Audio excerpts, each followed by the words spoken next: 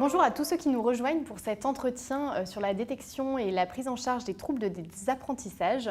Je suis Anne-Françoise de Saint-Albin, responsable de la programmation du Salon Lipsco, et je suis très heureuse de recevoir aujourd'hui Elsa Lévy-Prudent. Bonjour Elsa. Bonjour. Avec laquelle on va parler des troubles des apprentissages. Est-ce que vous pourriez déjà vous présenter en quelques mots et nous dire ce que vous faites ? Avec plaisir. Donc, je suis Elsa Lévy-Prudent, je suis la directrice du développement du réseau Seren, ainsi que la responsable des admissions. Et peut-être que je vous parle un petit peu du Seren, de ce qu'on y fait. Oui, avec plaisir. Alors, le Seren a été fondé en 2008 par Hervé Glazel, neuropsychologue et spécialiste du développement de l'enfant. Et c'est un réseau d'écoles qui est dédié aux élèves qui ont des troubles des apprentissages. Donc aujourd'hui, on a 3 écoles à Paris, une école à Lyon, une école à Rueil-Malmaison, des classes intégrées également en partenariat avec d'autres établissements. Et on accueille des élèves du CE2 à la 3e, dans une logique d'école passerelle avant de retourner en milieu ordinaire. Quelles sont les spécificités des écoles du Seren ? Notre dispositif dans la logique passerelle que je mentionnais, c'est d'avoir des effectifs réduits, qu'on a des classes de 12 à 15 élèves maximum, avec une pédagogie qui va être adaptée sur un renforcement horaire en mathématiques, en français, des horaires dédiés des heures dédiées vraiment à la méthodologie, des outils de contournement méthodologiques, technologiques, pédagogiques et des prises en charge paramédicales intégrées à la scolarité. Donc ergothérapie, orthopsie, orthophonie. D'accord, merci. Alors, je voudrais bien qu'en premier lieu, vous nous aidiez à définir ce que sont les troubles des apprentissages. Alors, les troubles des apprentissages, ce sont des troubles des fonctions cognitives. Donc, ça concerne des enfants intelligents, mais qui vont être gênés dans leurs accès aux apprentissages par des troubles au niveau de leur fonction instrumentale. Donc, qu'est-ce que ça veut dire ? C'est-à-dire que c'est des enfants qui sont intelligents, qui ont accès à la complexité, au raisonnement, à l'abstraction.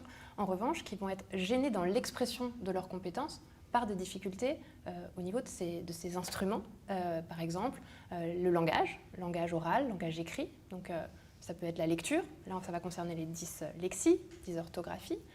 Des troubles au niveau des praxies, des sensorimoteurs et praxiques. Donc là, on va parler des dyspraxies, des troubles de difficulté à se repérer dans l'espace, à se coordonner, des difficultés avec l'écrit, donc les dysgraphies, des troubles attentionnels et des fonctions exécutives, donc des capacités à rester concentré longtemps, à faire preuve d'impulsivité, à savoir gérer son inhibition. Donc là, c'est les TDAH et les troubles des fonctions exécutives. Des difficultés avec tout ce qui va être la connaissance des nombres, des grandeurs. Donc là, c'est les dyscalculies. Le langage oral, donc avec des difficultés d'expression orale ou de réception du langage oral. Donc là, c'est tout ce qui va relever des dysphasies. Donc voilà un petit peu les troubles des apprentissages. D'accord. Donc si je récapitule, peut-être, ça concerne des enfants intelligents, donc avec des compétences intellectuelles normales, mais qui vont être gênés, qui peuvent être non lecteurs, non scripteurs. Avoir des grosses difficultés attentionnelles, exécutives, ne pas avoir réussi à gérer les nombres. Aujourd'hui, on entend de plus en plus parler de ces troubles des apprentissages. Alors, est-ce que l'avancée des neurosciences, c'est la seule raison pour laquelle on en entend plus parler ? Est-ce qu'il y a plus d'enfants qui présentent des troubles des apprentissages aujourd'hui ? Alors, c'est la grande question. Mais non, il n'y a pas plus d'enfants parce que la prévalence, donc la représentation de ces troubles dans la population est la même. C'est environ 8 à 10% selon les chiffres. Donc, il y a 8 à 10% de gens qui présentent un ou plusieurs troubles des apprentissages, plus ou moins légers ou plus ou moins impactants. Néanmoins, voilà, ce qui fait qu'on en entend plus parler ces derniers temps, c'est multifactoriel. Il y a, comme vous l'avez souligné, le fait qu'il y a ce développement scientifique, de la meilleure compréhension du fonctionnement cérébral et du fonctionnement cognitif, avec le développement de l'imagerie cérébrale, qui nous permet de mieux comprendre justement ce qui se passe dans le cerveau et donc de mieux diagnostiquer. Donc aujourd'hui, il y a un meilleur diagnostic. Parce qu'auparavant, un enfant qui n'arrivait pas à lire ou pas à écrire à l'école, il était juste considéré comme mauvais, et puis il sortait de l'école, et puis il n'avait pas de diplôme. Et puis voilà. Aujourd'hui, on a de la chance, ce n'est plus le cas. Et puis parce qu'il y a un autre aspect, c'est également que la société a évolué, notamment depuis la loi du 11 février 2005, qui dispose que les troubles des apprentissages sont reconnus au titre du handicap scolaire. Parce qu'en effet, quand on n'arrive pas à lire ou à écrire ou à se concentrer, c'est particulièrement handicapant à l'école. D'accord. Oui, donc 2 raisons qui expliquent pourquoi on parle plus de ces troubles aujourd'hui. Alors, je voudrais revenir sur très concrètement, puisqu'il y a beaucoup d'enseignants qui nous regardent. Quel est leur rôle par rapport, vous dites que c'est 8 à 10%, donc effectivement, dans toutes les classes, il y a des enfants qui présentent des troubles des apprentissages. Quel est le rôle de l'enseignant lorsqu'il rencontre des enfants présentant ces troubles? Alors, ça semble évident, mais le rôle de l'enseignant, c'est d'enseigner. Donc c'est évident, néanmoins nécessaire de le repréciser. En effet, l'enseignant, il est au contact de l'élève toute la journée, donc toute la journée en primaire, et puis au collège, forcément, il le voit, mais en tout cas, beaucoup moins. Mais il le voit quand même souvent, parfois autant que les parents. Donc il va avoir un contact différent que les parents avec l'enfant. Donc son rôle n'est pas du tout de poser un diagnostic. Ça, c'est la prérogative des professionnels de santé qui donc vont établir éventuellement des diagnostics. En revanche, l'enseignant, il va être le premier témoin scolairement, comment ça se passe et comment l'enfant, l'élève évolue. Et à ce titre, son rôle, c'est éventuellement d'alerter la famille, de signifier qu'en dépit de certaines choses que l'enseignant a pu mettre en œuvre, il va essayer différentes méthodes et que malgré ça, la lecture ne s'acquiert pas, l'écriture, on voit qu'on sent une gêne, que l'attention est tout le temps fluctuante, qu'il est tout le temps dans la lune, etc. Enfin, des symptômes que l'enseignant peut transmettre pour dire aux parents et leur recommander d'aller voir, s'il n'y a pas de diagnostic établi, leur recommander d'aller voir le professionnel de santé pour qu'un diagnostic puisse être établi. Et d'autre part, le rôle de l'enseignant quand le diagnostic existe, si le diagnostic existe, généralement, il y a différents documents qui sont transmis aux enseignants dans le cadre soit d'un PAP, un plan d'accompagnement personnalisé, soit dans le cadre d'un PPS, donc un plan personnalisé de scolarisation. D'accord. Et il y a un document qui s'appelle le GVASCO au sein de ce PPS. Et c'est là-dedans où l'ensemble des recommandations émises par le professionnel de santé vont être indiquées. Donc le rôle de l'enseignant, c'est d'essayer de mettre en place les recommandations des professionnels de santé. Alors c'est dans la mesure de ses capacités, en fonction du nombre d'élèves dans la classe, etc. Mais c'est son rôle, c'est de les mettre en œuvre. D'accord. Donc on va revenir peut-être tout à l'heure, on reviendra effectivement sur les choses que l'enseignant peut mettre en place. Je voudrais revenir sur le diagnostic. Quelles sont en fait les étapes du diagnostic, de la pose d'un diagnostic, et quels vont être les professionnels de santé qui peuvent être contactés dans le cadre de la pose de ce diagnostic? Alors ça va dépendre du trouble et de l'âge de l'enfant. Il y a certains troubles qu'on peut diagnostiquer assez tôt parce que, par exemple, une dyspraxie, on peut le diagnostiquer souvent plus tôt parce qu'un élève qui est en maternelle déjà n'arrive pas à découper, n'arrive pas à colorier, est frustré quand il faut dessiner, avoir des activités de ce type-là. Dans ces cas-là, on peut le diagnostiquer assez tôt. Et le professionnel de référence pour cela, jusqu'à 7 ans à peu près, c'est le psychomotricien ou la psychomotricienne, parce que c'est un métier très féminisé. Et à partir de 7 ans, ça peut encore être la psychomotricienne ou l'ergothérapeute, qui relèvent du même corps de métier, mais qui vont plus être sur la remédiation et le contournement. Donc ça, c'est psychomotricienne, ergothérapeute, pour toutes les difficultés d'ordre praxique. Pour tout ce qui va relever du langage, le langage oral, les dysphasies. Alors dysphasie expressive, quand un enfant a du mal à parler, pareil, ça peut se détecter assez tôt. Mais parfois, quand c'est réceptif, ça peut prendre un peu plus de temps, ça peut arriver un peu plus tard. Parce que l'enfant, encore une fois, il est intelligent, donc il va contourner, il va plaquer des choses, il va trouver ses propres techniques. Il va compenser, contourner par lui-même. Donc, pour tout ce qui est langage oral, on vient d'en parler, langage écrit, lecture, là, c'est l'oral ou écrit, c'est l'orthophoniste. Néanmoins, langage écrit, on ne pourra pas le diagnostiquer aussitôt. Pourquoi ? Parce que pour un diagnostic de dyslexie, concrètement, scientifiquement, pour pouvoir poser le diagnostic, il faut que l'élève ait été confronté 18 mois aux apprentissages formels. Lecture, écriture, calcul, etc. Ça nous amène à peu près à la moitié du CE1 finalement. Exactement. Donc, et bon, au mieux. Sinon, ça peut plutôt être fin CE1, début CE2. Donc, on ne pourra pas poser de diagnostic. En revanche, il pourrait y avoir des signaux d'alerte. Bien sûr. Et auquel cas, le rôle d'enseignant, en effet, c'est d'être attentif et de pouvoir en informer les familles sans non plus les angoisser, parce qu'il faut laisser à chaque enfant le temps aussi. Et chaque élève a son rythme et tout le monde ne développe pas les mêmes compétences exactement au même moment. Mais on considère qu'il y a trouble à partir du moment où il y a 2 ans de décalage entre l'âge de l'enfant et son niveau d'acquisition scolaire. D'accord, 2 ans. C'est 2 ans c'est quand on dit qu'il y a un trouble, c'est que par exemple son niveau de lecture par rapport à normalement, de façon normalisée, à tel âge un enfant arrive à lire tant de mots par minute, etc. Et que tout ça c'est sur des échelles normées. On constate qu'il y a 2 ans de décalage, à partir de ce moment-là, c'est qu'il y a un trouble. D'accord. Et alors que se passe-t-il s'il y a plusieurs troubles qui sont diagnostiqués ? Alors, avant d'être diagnostiqué, justement, ce qui peut se passer, c'est qu'un enfant peut avoir une diagnostic éventuellement, est-ce qu'il sera allé voir l'orthophoniste, qui est souvent le professionnel de première intention vers qui on dirige les familles, qui va dire, du point de vue de la lecture, éventuellement, il n'y a pas de trouble. Dans ce cas-là, on va l'envoyer chez un psychomotricien, peut-être, ou pas. Et parfois, il peut avoir des troubles des deux côtés, mais on ne pourra pas identifier qu'il y a un trouble attentionnel, parce que l'orthophoniste ne peut pas diagnostiquer des troubles qui ne relèvent pas de son corps de métier, de la même manière pour le psychomotricien. Et il y a souvent, et c'est très commun, qu'il y ait des co-occurrences de troubles. Et donc, quand on constate qu'il y a l'enfant, malgré une prise en charge scolaire et des aménagements, quand les difficultés continuent d'être prégnantes, on va recommander de faire un bilan neuropsychologique. Donc là, d'aller voir un neuropsychologue qui va faire un bilan sur l'ensemble des fonctions cognitives, donc c'est-à-dire les fonctions intellectuelles, mais également de langage, oral, écrit, sensorimoteur et praxique, les praxies, la mémoire, les fonctions attentionnelles, les fonctions exécutives, pour permettre d'avoir un diagnostic complet qui prend en compte toutes les fonctions cognitives. D'accord. Et alors, une fois que le diagnostic est posé et que voilà, on a repéré que l'enfant avait effectivement des troubles des apprentissages, il y a plusieurs solutions, j'imagine. L'une d'entre elles, c'est voilà, l'accompagnement par un AVS ou par un AESH. Donc, AVS, c'est les auxiliaires de vie scolaire. AESH, accompagnant d'élèves en situation de handicap. Est-ce que c'est systématique? Est-ce que c'est toujours souhaitable? Non.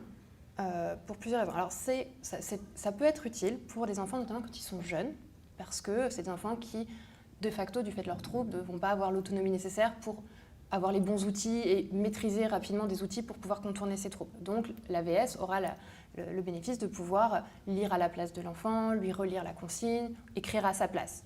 En revanche, surtout, il ne faut pas que l'AVS ou l'AESH soit un écran entre l'enseignant et l'élève. C'est toujours l'enseignant qui doit enseigner, évidemment. D'autant qu'un enfant, quand il est petit, ça le soulage. Puis un enfant, ça devient un préadolescent et un adolescent.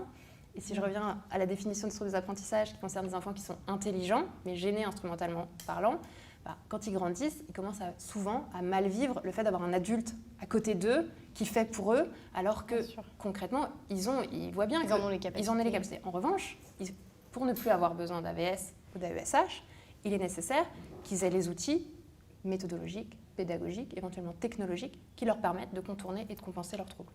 Alors effectivement, il y a plusieurs niveaux dans ces troubles des apprentissages. Quand est-ce que les parents doivent faire le choix d'une école vraiment adaptée?